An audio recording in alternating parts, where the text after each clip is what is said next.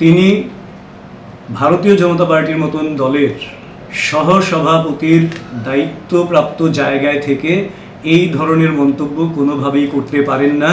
এটা দলীয় কোনো অবস্থান নয়, সম্পূর্ণ ওনার ব্যক্তিগত বিষয়, এটা স্পষ্টভাবে বলছি আপনাদের। দ্বিতীয়, স্পষ্টভাবে বলছি, দলের শীর্ষ নেতৃত্ব বিষয়টাকে অত্যন্ত গুরুত্ব সহকারে বিবেচনা করছে এবং সমস্ত বিচার বিশ্লেষণ করে, সমস্ত বিষয় তদন্ত করে ওনার কারণ দর্শানোর নোটিশ ওনাকে দেয়া হবে এবং ওনাকে কারণ দর্শাতে হবে এবং তার পরবর্তী সময়ে দল যা যা ব্যবস্থা নেয়ার সমস্ত ব্যবস্থা গ্রহণ করবে। এখানে কোনো রকম কার্পণ্য হবে না, সেটা নিশ্চিতভাবে বলছি। দল এই বক্তব্যকে কোনোভাবেই সমর্থন করছে? একেবারেই দলীয় কোনো অবস্থান নয়, দল সমর্থন করে না, এটা ওনার ব্যক্তিগত বিষয় এবং উনি দলীয় জায়গাটাকে সহসভাপতির মতন জায়গাটাতে থেকে এটা তিনি করতে পারেন না, ব্যক্তিগত কোনো মতামত তিনি সেই জায়গা থেকে দিতে পারেন না।